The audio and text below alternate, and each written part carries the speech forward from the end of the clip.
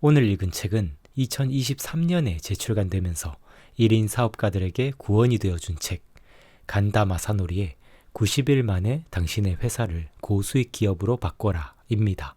이 책은 제게 정말 무서운 진실을 알려준 책입니다.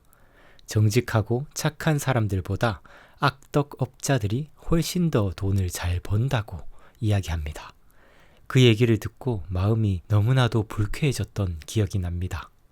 저는 선한 사람이 더 잘 되는 스토리를 원하는데 저자의 말에 따르면 세상이 그렇게 돌아가는 게 아니라는 것입니다.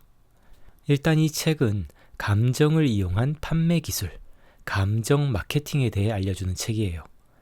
판매를 일으키는 것은 상품 자체라기보다는 고객에게 일어나는 감정이라고 말해주는 책입니다.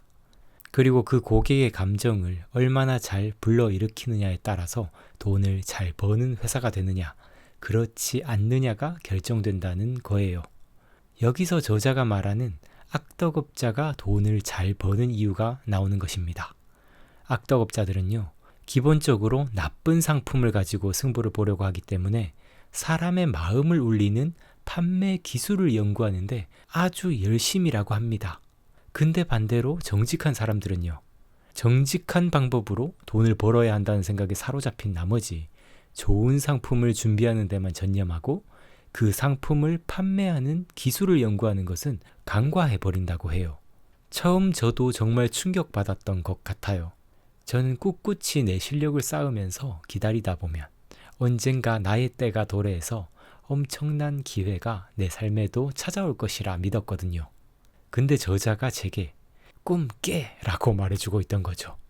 물론 저자는 나쁜 상품으로 돈을 버는 악덕업자의 행동은 사기일 뿐이고 절대로 해서는 안 되는 행위라고 단호하게 말합니다.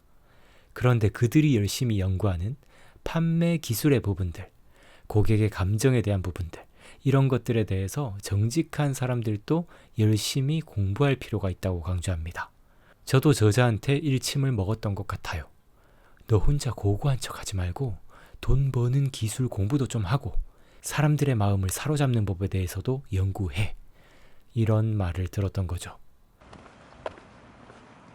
오늘 오랜만에 이 책을 읽었습니다. 이 책은 원래 2001년도에 우리나라에 출간이 되었었는데 나중에 절판이 됐었거든요. 근데 제가 한창 1인 사업에 관심을 가지기 시작할 때 1인 사업가들 사이에서 이 책이 엄청 입소문을 타더라고요. 그래서 그때 저도 읽고 싶어서 책을 찾아보니까 와, 중고로 최소 10만 원에 막 거래가 되고 있더라고요. 비싼 거는 20만 원, 30만 원에도 올라와 있고요. 와, 이건 뭐야 하면서 꼭 사서 봐야 할 것 같긴 한데 돈이 없었습니다. 그래서 그냥 그림의 떡이었어요. 당시에만 해도 한 달에 뭐 25만 원 벌고 30만 원 벌고 유튜브만 하면서 버틸 때여서. 근데 또 제가 잔머리 굴리는 건 엄청 잘하거든요. 그때 서울에 있는 국립중앙도서관 홈페이지에 들어가서 이리저리 찾아보니까 책 인쇄 서비스 같은 게 있더라고요. 인터넷에 신청을 넣으면 복사를 해서 우편으로 보내주는 서비스였는데 근데 딱 3분의 1만 해주는 그런 서비스인 거예요. 그래서 제가 3분의 1을 신청을 하고 나머지 3분의 2 분량은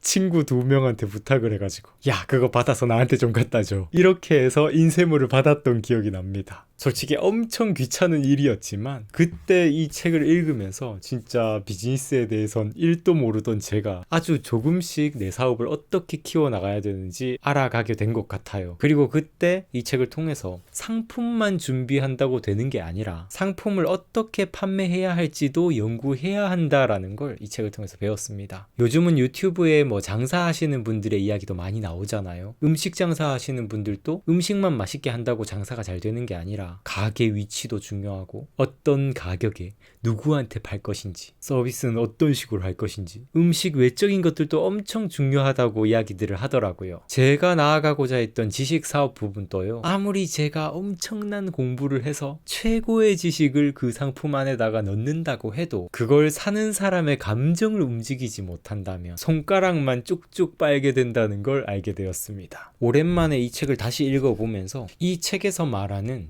정직한 사람보다 악덕업자들이 돈과 훨씬 더 가까워지게 된다는 이런 메커니즘을 보면서 인생의 태도에 대해서도 좀 생각을 해보는 기회가 된 것 같아요. 저는 한때 사회성이라는 요소가 우리의 삶의 성장에는 필요 없는 요소가 아닐까라고 생각을 했던 적이 있었습니다. 내가 왜 사람들 눈치를 봐야 해? 내가 왜 사람들한테 입 빨린 말을 해야 돼? 사회성이란 건 전부 내 생각을 가로막고 나를 망치려 드는 외부의 힘이야. 나는 그런 것에 휘둘리지 않고 나만의 길을 걸어가면 돼. 이런 생각을 했었습니다. 그래서 또 다른 요소, 반항심이야말로 우리 인생을 살아나가는데 최고의 자질이라고 찬양을 하기도 했었어요. 그런데 이제 최근에 와서는 이 말이 반은 맞고 반은 틀렸다라는 생각을 하게 됩니다. 대학이라는 책에 보면 수신제가 치국평천하라는 말이 있거든요. 이걸 저는 한 인간이 미치는 영향력의 차원으로 생각을 해봤어요. 수신, 나 자신을 갈고 닦으면서 나의 그릇을 만드는 차원이 있고요. 제가, 한 가정 혹은 내 주위의 한 무리에 영향을 미치는 차원이 있고요. 치국, 가정보다 더 큰 세계, 국가에 영향을 미치는 차원도 있고요. 그리고 평천하, 내가 속한 이 전체 세계에 영향력을 미치는 차원. 예를 들어서 내가 자기계발서 한 권을 읽으면서 나 자신을 수양하는 거는 수신의 차원이죠. 그리고 가족들과 대화를 나누는 건 제가의 차원이고요. 내가 대통령을 뽑는데 내 한 표를 행사하는 건 치국의 차원이고, 기후 문제에 대해서 내가 어떤 실천을 하는 건 평천하의 차원이 될 겁니다. 그런데 이렇게 한 단계씩 영향력의 차원이 커짐에 따라서 사회성이라는 요소가 필요해지게 되더라고요. 내가 그냥 혼자 독서를 하면서 자기 개발을 하는 일에는 사회성이라는 게 필요가 없는데, 이제 나의 영향력을 제가, 치국, 평천하 이런 차원으로 높여가려면 이제 세상과 소통하는 법도 알아야 한다는 걸 깨달았습니다. 반항심이란 건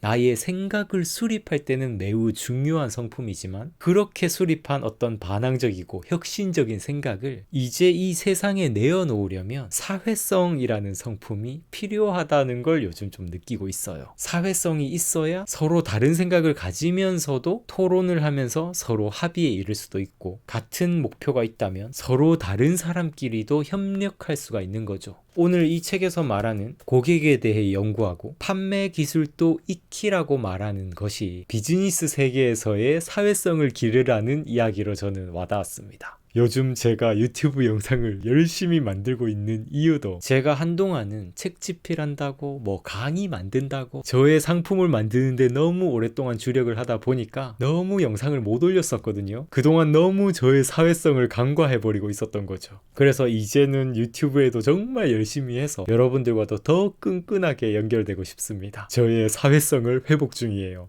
오늘 또 책 이야기 하다 보니까 무슨 뭐 평천하 이야기까지 하고 또 정신없이 떠들게 되는 것 같은데요. 오늘 책 이야기는 여기까지입니다. 제가 못다한 이야기는 우기부기 매거진으로 또 소통하고 있으니까요. 많이 구독해 주시고요. 영상에도 좋아요 하나씩 부탁드릴게요. 오늘 또 감사합니다. 성장하는 방송, 성장에 관한 방송 우기부기TV 선승욱이었습니다.